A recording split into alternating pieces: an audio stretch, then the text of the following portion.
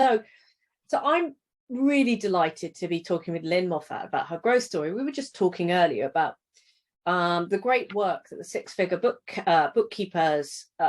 bookkeeper do that takes you to six figures. But actually, Lynne is one of the very few bookkeepers that has taken a solely bookkeeping practice beyond that point to a wide team. And this is why I really wanted to talk to you. You know, you've been running a bookkeeping practice for 10 years.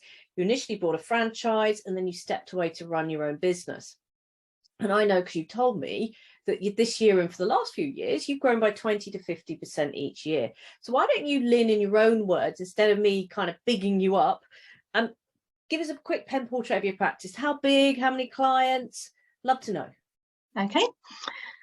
So we're a Xero-based bookkeeping practice based in Hertfordshire, mainly servicing hearts, beds and cams, but I guess like most of you, you've got clients in all sorts of locations. We are what I would call a pure bookkeeper, so we don't venture into self-assessment or accountancy services, so we've deliberately not got any overlap there. All our team are UK based. There's 12 of us in the core team, and we've got a team of freelancers as well that we work with, all UK based. And we work with all sorts of sectors, all sorts of clients really, no kind of particular niche around that. And I suppose the only other thing to know is that beyond the bookkeeping, we also give people support and training on Xero.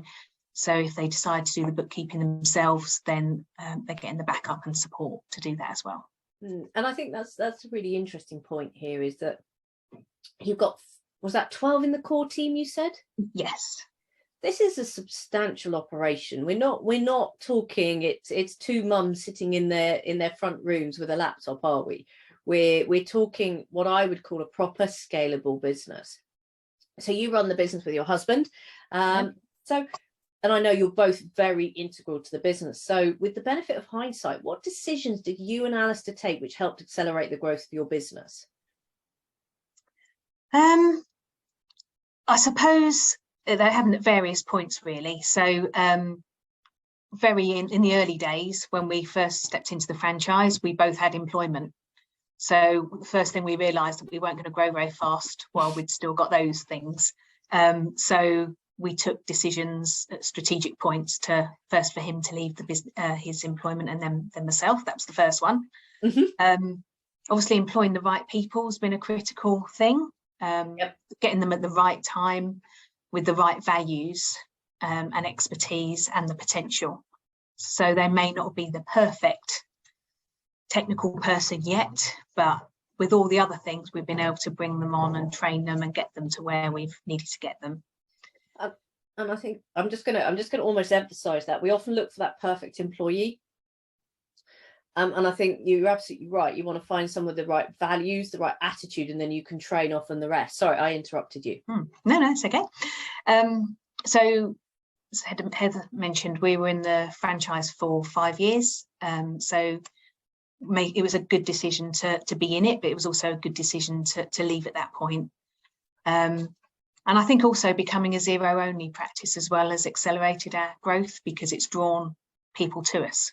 So whereas I was very worried about saying no to clients, still a bit of me that is, not entirely comfortable with it, but actually it's really helped us to not take on for clients that are doing anything other than Xero.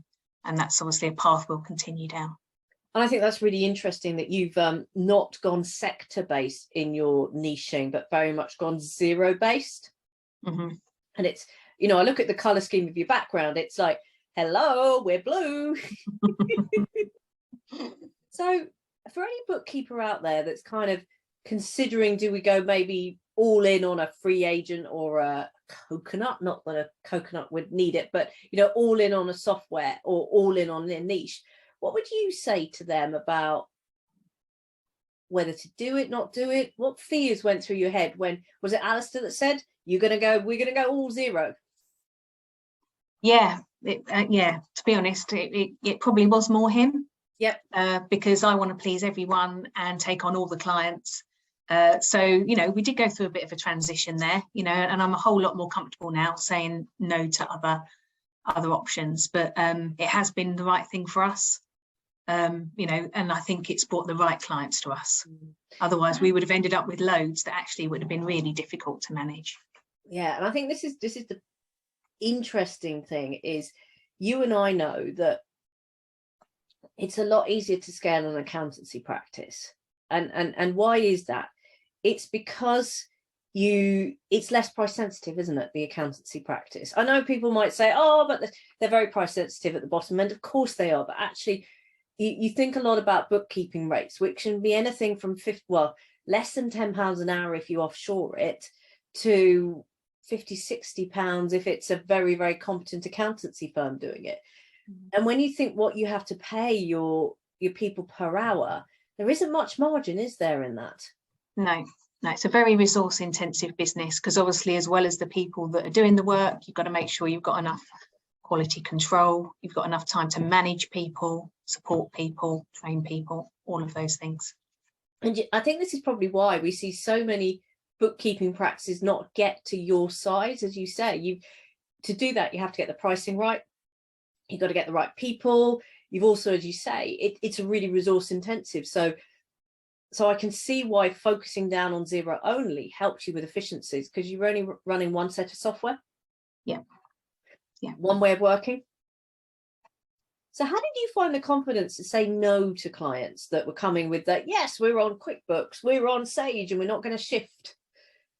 I guess by that point it was getting easier, because we were getting a good volume of Xero clients coming in anyway. So that gave me a bit of comfort. I wasn't sitting around waiting for new clients to turn up. So if one turned up and it didn't quite fit, we could turn them away. But, you know, equally, there have been those that have come to us with QuickBooks or Sage, and we've had a conversation and said, look, if you're happy to move to Xero, you know, let's talk. And we've moved many people over as well. And I think that's a really key point that you've just said there, that too often we fear turning away business. Why do we fear turning away business? Because we look at the pipeline and go, well, there's nothing coming in. And interestingly, when there's stuff coming in, it gives you that lot more confidence to turn away business, or not to get upset when a client goes out of business, or heaven forbid moves to another accountancy firm or bookkeeping firm. So you mentioned that it was the right for you to move away from the franchise. What did running your own business give you that having a franchise didn't? I suppose when we joined the franchise initially, both Alistair and I came from different backgrounds and different sectors. We weren't bookkeepers before. So being in the franchise was a great thing for us, because we had all the technical support and the training and support with the qualifications, etc. And they were really good at providing that. You know, they were there with our first clients, literally sitting by us as we were doing the work. Wow. So, but after 5 years, we didn't need that technical support anymore. You know, we got the experience, we knew what we were doing. What we needed was help to grow the practice. And that wasn't easily available at that stage. It was a renewal point at 5 years. So we decided to buy out of the franchise and rebrand as the Bookkeeping Department. And that's given us more freedom. So it's given us more freedom to market in anywhere, where obviously we were restricted by territory before. Yep. We could have our own website. But apart from that, there wasn't much difference, because although we were part of a franchise, we were still running our own business. It was still down to us to get the business. So I'd love to know because you and I know that the most profitable size of a bookkeeping practice is when it's the owner and maybe a small amount of time with an admin person. That is the most profitable size of a bookkeeping practice. So what prompted you and Alistair to kind of go, right, we're growing this? You know, what prompted it to grow it beyond the two of you? I suppose one of my drivers really was that I wanted to manage a business. So I wanted to have a growing business, learn how to do that, and to scale as much as we could, so that, you know, for our later years, we've got an asset. We've got a long time until our later years, of course. Yes, yes. So I was always quite driven in that way anyway. and Alistair's, we've got different skill sets, so that's kind of more my thing. Whereas he can do bookkeeping from 4 o'clock in the morning till 12 at night if he needed to. That's more his domain, his thing. Yes, definitely. So we decided you kind of get to a point whether you're all in, or you're not going to scale at all, and we're all in now, and we're far too in. If that makes sense. And I remember I took that decision back in 2017 when I started the Growth Club, or that was the decision to start it. I waited until April to get everything in the right place and to do a proper launch and do things properly. Use all my 9 years or whatever of knowledge that I had and do things properly. And I do think that there does come a point, isn't it, where you're either all in or you're going to be a sole practitioner, maybe with a bit of freelance support, but you're still going to have that mentality. So I know, having spoken to you and Alistair, you grow your recurring fees by about 500 to £1,500 per month, every month. Yeah. Now, in anybody's language, that's significant growth. That's between 50 to 150 grand growth in a year. So how have you got to that point? What have you been your critical moves to get to that nirvana of any kind of bookkeeping or accountancy business, that level of growth? How have you got there? What are those critical moves? So I suppose the first thing was setting that objective. So every month my aim is to get £1,000 of new recurring revenue. So that's my objective for the month. Yep. So obviously the focus then comes from it. Our clients have come from, although we've done lots of marketing, different things over the year, they've mainly come from other clients, accountants, networking and LinkedIn. So they're the 4 routes really that we've got our clients by. We've worked on our pricing, so still work in progress, but we're better at that now. We're probably more consistent in our marketing, showing up on LinkedIn more, developing relationships with accountants. And I suppose, I don't know if it's just a time thing, but after this amount of time, we've built up quite a big network. So people still refer us that met us a long time ago.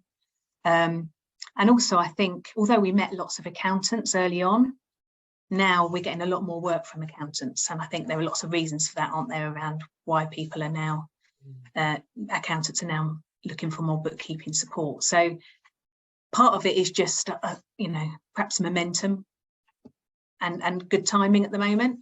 But we're not having to work as hard at all of that as we did, obviously, at the beginning, when we'd attend, 5 or 6 networking meetings in a week, which is where we started. And I think you're very humble there, because, as you know, I speak to a lot of accountants and bookkeepers that want to scale. It's kind of one of the things that comes with my job. And actually, there are a lot of things there that you're doing right. And these are a decision, and they're a decision that a lot of people don't do. Because I picked up, the first thing you said was, I have a target. And if you're listening here, and I can see we've got a couple of members, hiya Laura, hiya Penny, how many of us actually have a target that says, I'm going to generate this amount of new business each month? And it's not a big amount, but it's not a small amount, but it's in that 1% philosophy, isn't it? So, you start and you generate £1,000 a month of recurring fees each month. By the time you've gone a year, that's 12 grand of recurring fees, which is nearly, if my maths is right, that's nearly 150 grand of extra business. You only have to do that a number of years, and you've added £500,000 on. And I think it's that power of small. So the first thing is, what I'm hearing is, you set a goal. Now, the next thing is having worked with you and Alistair, you are so clear on what you're going to do, how you're going to do it, what's going to happen. And we've had conversations, but and that clarity came through. He said we have 4 channels to market: LinkedIn, networking, existing clients, and accountants. And I know that since you joined the club, you've benefited from a few referrals, because people are needing an overflow of outsourced, and it's typically, doesn't it, I want cheap as chips, so I'll go offshore, or, well, I don't want to go offshore, but I still want to outsource. And in that case, we always send them to you. for that, because we know, you know, we've heard independently that you're the bookkeeper that people recommend. So we do that, and it's, so there's a really interesting bit. And I also wanted to pull out one bit that I don't think many people realize. And do you remember what, in your early days, you were scrabbling around for work? I remember, and you thought, how hard is it to win work? Whereas now we sit here, and as long as we don't muck up, the phone rings, doesn't it? Mm. And Yeah.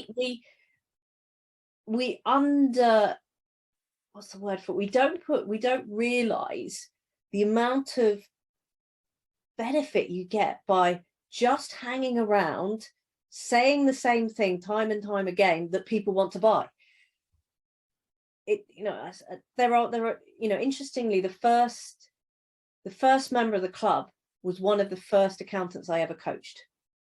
In fact, some of the first accountants I ever coached are now part of the club. And it's just because they know me, they trust me, and they wish they hadn't disappeared for about 3-4 years in the middle. And I think there is this longevity of making sure that your brand matches and the messages match. Because is it just me, but do you see people giving up too early? Yeah, I do. And I know when we first started, it took us 6 months of networking to get our first client. Wow. That was a bit of a wait. Yeah, but you learned a lot. Get a bit worried. Yeah, you're like, what have we done? Bought this franchise. No wonder you both needed the day job for a bit. So how have you and Alistair, because I know that Alistair is still doing a little bit operationally, and I know that you occasionally get pulled back and get frustrated when you're back on the tools, but how have you and Alistair mostly been able to take a step back from being the bookkeeper to running the bookkeeping department? So Alistair's made a conscious decision now to work 4 days rather than 5 days. So I'll be looking to do that next year as well, once I've hit a specific milestone. We appointed a manager into the team a year ago, like an operations manager. So we knew we had some gaps in the team in terms of skills and time to actually oversee things with a grown amount of clients and give the team proper line management support. So we brought her in a year ago, and I have no idea what we would have done without her over the last year. So, you know, we're very, you know, pleased we made that decision. But I think it's probably fair to say it's still work in progress. Alistair still does a lot of bookkeeping work. I've still got a small portfolio of clients. So it's something we still need to work on, but we've got, as we've grown, our systems and our processes are growing and evolving, and obviously trickling through the team. So, you know, a lot of emphasis is now on getting processes and systems consistently, always working across the whole operation. And I think it's really interesting, because you made a point that you are a low margin business, you're a resource heavy business, and actually I have it in my own business. It's, you know, that challenge of, I need to bring in the 25 to 50 grand hire. Can I afford it for my cash flow? Yes, but then I can't pay me for a bit. And it's when you build up enough of a war chest to go, I'm going all in. And I think that's why so many people never get their bookkeeping business to the point you've got it, because they end up having, you know, 5-6 bookkeepers all reporting into them. And at that point, as you say, it just gets unsustainable. And I know you had them reporting into you and Alistair, but it does get unsustainable. And I think that's one of your real critical moves. You might not have mentioned it, but it was, I think, bringing in Rochelle, your manager. It's made a real difference, because, as you say, you don't know how you managed without her. Yeah. And you cannot get consistency of service and process, which is essential for a bookkeeping business, or if you're listening and you're an accountant, for the bookkeeping part of an advisory business or an accountancy business. You cannot get it without good line management and that consistency. So for you, really looking at that, being able to step back, unsurprisingly, you both set a goal. Alistair, I'm going to work 4 days a week. You know when you're going to work 4 days a week. I'm supposedly working 4 days a week at the moment, but it seems more like it is at the moment. It's 6, but we've got it down to almost 5. So, and I think for anybody listening, this is all, as you said, that's a really important point. It's a work in progress. You don't get it to perfect and sit back, do you? No. There's always the next challenge. There's always the next bit to work on. And I know one of the things that you've been working on is the process of repricing clients.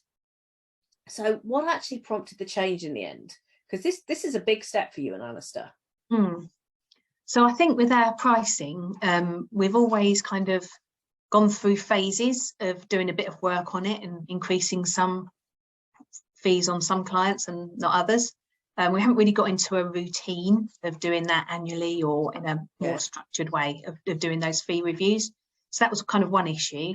And the other was that we wanted to find a better way to quote for our work. So that's why we've started a kind of a new project really to try and move that forward. And yes, and if I remember rightly, you're moving from a pay at the end of the month sort of time-based, occasionally fixed fees into a fixed fees, pay at the beginning of the month by direct debit sort of arrangement. Yeah, so that's kind of the first change that we made was starting to charge up front. So what we would have done before is send out our invoice at the end of the month, take payment by Go Cardless. So all new clients now get invoiced on the 1st of the month in advance. So I don't know why we'd worried about doing this before. None of them bat an eyelid. So with the new clients that come in. Me and Alice had a really long call about this, didn't we? And it was that, do you think and I'm like, just do it. It's not going to be a problem there. Well, but it might be just. No one even questioned it. Yeah. So that was kind of the first step. So at least new clients coming in, they're all going on that path now.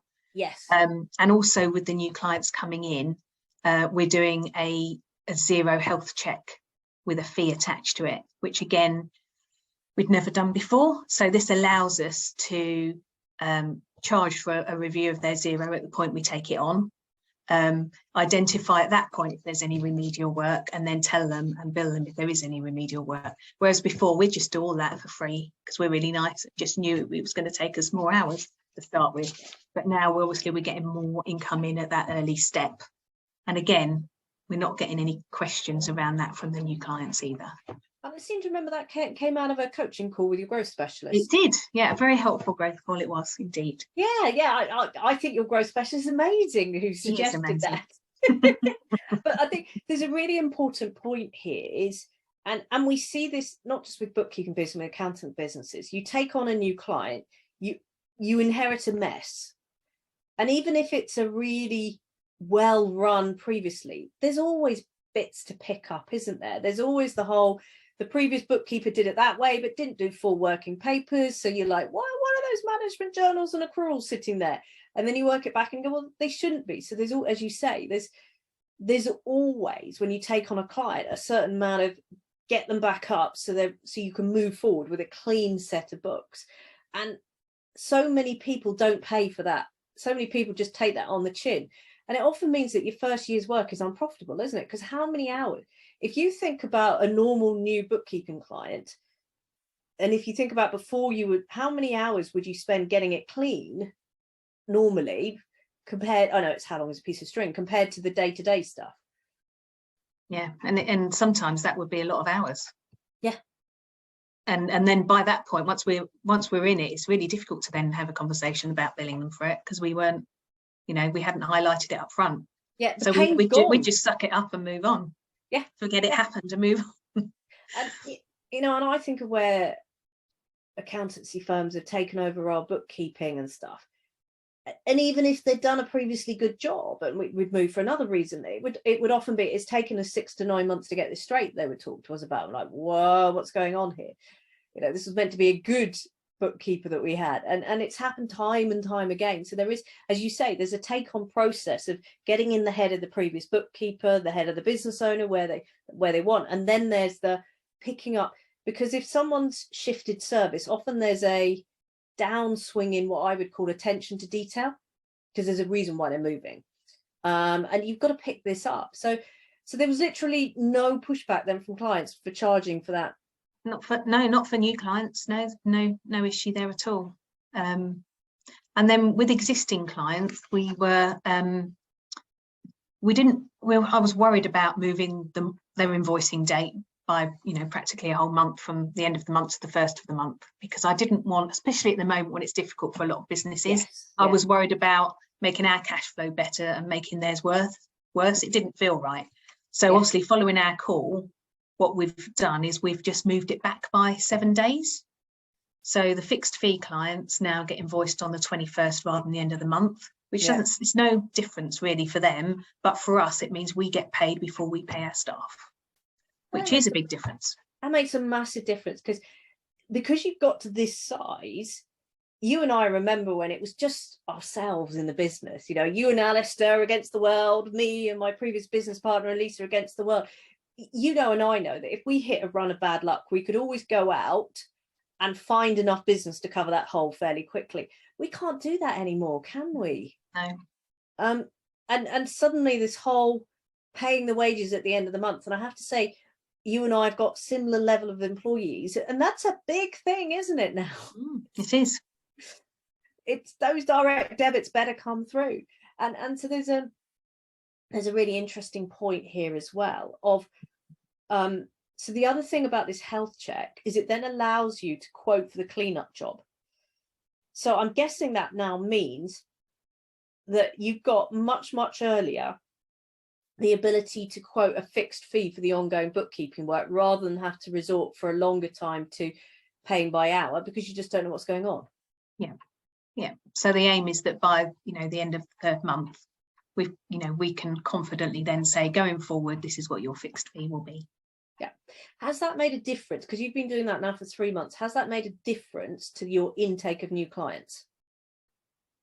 Well, we certainly haven't had any less. We've had plenty of new clients coming in, and as I say, nobody's concerned around any of those things that we've just talked about. And obviously, it's helping our cash flow and our income, being able to do those things right at the beginning. Yeah, because what I've suddenly realised is going on to a fixed fee. Actually, often, because and I know when we bill by hour, we're often, we can't quite bill the 3 hours. They won't want that. We'll only bill an hour. Whereas a fixed fee, it's a fixed fee. And as you said, you can really focus on delivering a really high touch relationship driven service, but efficiently. So, as you said, you've now got 12 bookkeepers and freelance staff. What have been some of the big learnings of taking on those staff and those freelance? Because I found it a massive learning curve over the last 3 years. But what about yourself? I think I came from a background of recruiting lots of people into a big organisation.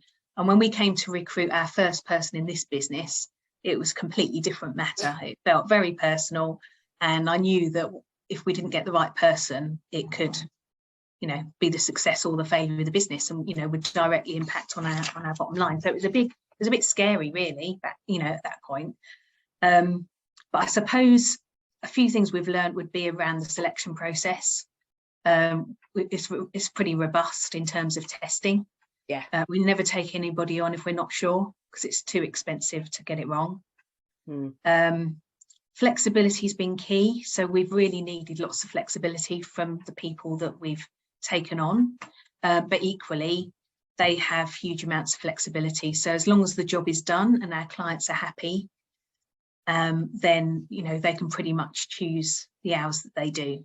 So that's really helped us recruit people, part-time or full-time, looking for that flexibility. I think aside from that, the next big learning phase really has been the more established members of the team building up their confidence to then delegate themselves. Yes. Learn how to let go, not to finish stuff off themselves, and because it's easier. Yes. And to give them the confidence to then go back to perhaps new people coming in and showing them and coaching them and teaching them how to do the whole job. So that's we're still in a bit of that phase. I think the team member academy next year is one for them. Mm-hmm. Our latest new course, part of the team member academy, will be starting, and that will be a version of the confident people leader, but for first line managers. So yeah. So you can put them all on next year. So and I think you made a really important point here, is as a business owner that has a team, it's, as you say, it's really personal, isn't it, bringing in your first hire, particularly your first full-time hire, isn't it? Because suddenly you're going from playing to, we've got to be really serious now. And then you get to grips with running a team of about 5 and all is well and good. And then you suddenly realize that for you to take the next step, you have to bring in these layers, don't you? And it's one challenge to learn to delegate to your team. It's a completely different challenge to get good bookkeepers. And to be fair, you could put the title of good accountants, good whatever, to then delegate it to a more junior member. It's really tough. Yeah. Any tips for that? I think we just have to keep helping people to do it and supporting people to do that. So, you know, if we can see that somebody's finding it difficult with their workload, quite often the reason is because they're not delegating enough. Yeah. So we can look at that with them and see what it is and how we can, you know, what it is that they're finishing off, what it is that actually they probably shouldn't be doing now, and how we can help them support somebody else to do it. And it's really interesting, isn't it? It's as you, and I know your business is getting nearer and nearer the 500,000, but interesting, as you go from that 250 to 500,000, you think you're going to be in this utopia where you've got a leadership team around you, the beach is beckoning, you know, you're going to be the one putting up the pictures, beautiful pictures with your laptop going, just logged in, the team are doing fine. But the interesting thing is your workload doesn't go down just because you've got a team, or you've got a team that now leads other people with, you know, a team that has a team. Your role changes, doesn't it? And it goes from, how do I help my key managers excel and help them to help their team? And I think this is the biggest lie that someone says, build a team to release you from the business. No, you just get pulled in different ways. Yeah. So my final question to you, and by the way, I've really appreciated this conversation. We have a small but select audience. We've got 2 club members, Hannah and Laura. No, 3 club members. We've got Hannah, Laura and Penny. So do put in the chat box if you've got any questions for Lynne. So the final question is, what's held the 2 of you back from growing your business? I would say probably fear. Fear of growing too fast, messing it up and it all going wrong. So we've always wanted to grow at a pace where we can make sure that as we're bringing in new clients, we maintain the quality of what we're doing for our existing clients. And we never want to jeopardize that. And we never want to jeopardize the personal touch that we try and give our clients by, you know, scaling and losing that. So that's one of my fears that's probably held us back. And I think probably the other one has been confidence. So, you know, we're now much more confident in what we can do, in our abilities, and what we stand for. But it's taken us a while to gain that, I would say. You know, with more confidence, perhaps we'd have grown a lot faster. And it's interesting, confidence and fear are so intertwined, doesn't it? And I think when it's just you and maybe one other, it's a lot easier to just dabble, isn't it? To give it a go, to approach it. But as soon as there's a wage bill of, well, you and I, 20 grand type stuff, it's like, oh, ouchie, can I do this? And you can often get paralyzed by that fear. And I know personally, I took a big step forward when I started working with a coach rather than on an ad hoc basis, on a more formal basis in April. Took a massive step forward at that point. And as you say, it's so often when we're scaling our business, it's this fear of mucking it up, and also the confidence. You know, I know, having worked a little bit alongside you and Alistair, that you're not going to be the practice that turns around and goes, ta-da, we've done it in 2 years to 1 million. But I do know that you're going to be the practice that you'll be able to grow by 100 grand each year, every year, until you've decided enough's enough, we're going to sell it, or whatever you want to do. And I think people fetish fast growth a little bit too much, because I know the times that we've grown too fast have been painful, and they've always resulted in us taking us a couple of steps back. And I think the secret to sustainable growth is knowing what you can manage. And whenever I've spoken and worked with you and Alistair, you're really clear about, these are our numbers, these are our targets, this is what we take out of the business, this is what we deliver to the business. And I rarely see that level of discipline in small business owners, let alone accountants and bookkeepers, even though you think we should be. So I have got a huge amount of confidence of that good management. We always fetish leadership, don't we? But that good management that is there in your business. So I've got a couple of questions from Hannah for you. A couple of questions for Hannah. So one of them is, what's your top tip on building a profitable bookkeeping service? So I know Hannah is a portfolio FD. So how do you build that profitable? What's your top tip? Pricing has to be right. I know not everyone does this or likes the philosophy of it, but we do measure all our jobs and keep reviewing the profitability of them so that we can make sure that they are making sufficient margin. And I guess the other thing really is getting the new business in, and it's just keep showing up, really, is what I would say. Yeah. and I would one of the things, pricing, I'd say absolutely. If you're pricing your bookkeeping at 20 quid an hour, you were almost running it at a loss with the amount that you have to pay at the moment to get even an apprentice in. Okay, apprentice, you don't have to pay the £10.50 an hour national type stuff, but I think there's a really important point is start your pricing at the right point. And the other tip I would have is, very often, particularly if you're taking your bookkeeping into an accountancy practice or into management reporting, into that FD, is the quality of the bookkeeping drives the efficiency down the line. And if you are not reviewing the junior's work, having a constant dialogue with the bookkeeper about what the client is telling you, it destroys the business. I've seen that see firsthand, where the owner of the business is getting great commercial advice from the FD, but then getting really, really upset that the books are in a mess or the reports aren't done on time and all of this sort of stuff, because there isn't that dialogue between the all-important portfolio FD and the lowly bookkeeper. And it's both of you need each other is my top tips. There's another one from Hannah. How do you communicate the value of bookkeeping service to clients to support your fees you charge? Good question. So I suppose whenever I talk to a potential client, I'm always asking them lots of questions about what they need and why they need it.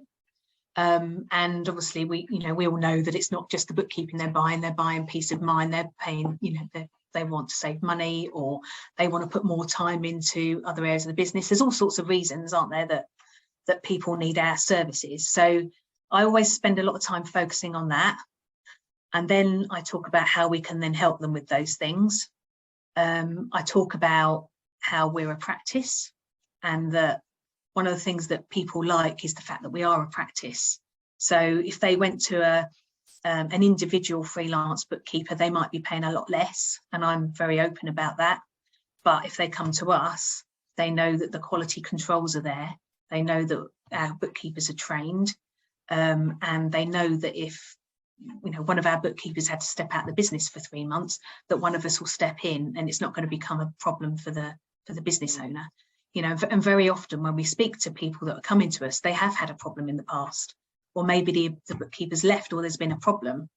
So when you put all those things together and kind of play it back, then we don't seem to have any issues around, very rarely, in terms of getting agreement to go forward. And I would always say, Hannah, I completely agree with everything that Lynne's saying, is we talk about the 4 freedoms: time, mind, cash, control. And very often it's understanding which of those 4 are the really motivating. And you go, of course, all of them are motivating. I need more time. There's too much time in the business. I need more cash. The mind thing is that I've got a healthy mind, I'm not stressed, and then the control is I can control what I work on and where I do. And of course, if you talk to anyone, they go, all 4 of those are important. But actually in that sales conversation, what you're really looking for is the top 2, because then what you can do is translate the value of what you do to those. So the typical one is time and cash. I might go to Lynne, but it's going to cost me money to use you, whereas I could do it myself. And so Lynn, knowing me, would go, how much is your hourly rate, Heather? And I'd go, that much. And she'd go, so how good are you doing bookkeeping? I'll go, not really that good. She goes, do you enjoy doing bookkeeping? I'll go, no. I go, but that's why I have a member of my team doing it. And I go, well, do you trust your member of the team? I say, well, I trust my member of the team, but they're not a bookkeeper, so stuff gets missed. What do you think is getting missed? I don't know. Oh, did you know when I look through? And already you can start to see Lynn working out what's important. So she would then start to talk about, well, Heather, you've told me that your time is really important. Well, actually, if you give it to us, you don't need to worry about it anymore. You've also said you're worried about, having a junior member of the team do it and not trained bookkeepers. What are they missing? That's why you come to us, because we've got the process, we've got the controls. No more waking up at 2 a.m. in the morning. Yes, it's going to cost you money, but it's going to save you money in the long term, because we often find there's undercharged VAT, often find this. It should give you should we say, if we get you a clean trial balance at the end of the year, you can turn around to your accountant and say, I would like to use your budget, not to clean up my books, which is what you're doing a lot of for my year-end accounts, but use my budget to have a conversation about my business. So I think it is really about working, as Lynn said, you've got to listen. What is it they really want and need? And then you sell the features and the benefits of your service based around those top two drivers. Right. I haven't got any more questions, but Lynn, I've really enjoyed my conversation with you, really enjoy working with you. It's a privilege, I think. There are sometimes I learn from members, sometimes members learn from me, but I feel that I'm learning as much as potentially you're learning from the club. But we love having you as a member of the club. I know so many of our members now outsource some of their bookkeeping to you. I know some of our members outsource at year-end time. You don't do the year-end accounts, but you do all the tidy up, so they can just put it through the tax calc or the zero tax calc. And I know you also offer the full suite of outsourced bookkeeping plus reporting that some of our members use as well. So if you are listening and you're thinking, I could do with a bit of an overflow or some help to sort out, I'd really recommend Lynn. And Laura, glad that you've enjoyed that. And I think that is now the end of day 2. So thank you very much, Lynn. Lynn, how can people get in touch with you? Do you want to put your email address in the chat box? How can they get in touch with you? Yeah, no problem at all. So I'll put my email in there.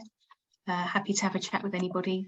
And thank you, Heather, because appreciated this opportunity, and obviously all the support that we've had from within the club has been considerable and has had a direct impact on our business and our profitability. So we're hugely grateful for that.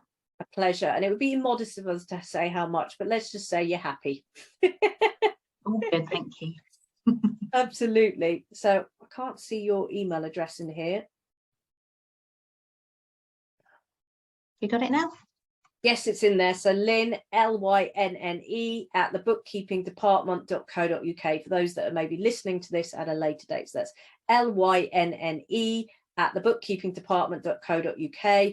And if you want an introduction to Lynne, you don't want to go direct, please get in contact with myself or anybody at the Accountants Grow Club, and we'll make an introduction for you.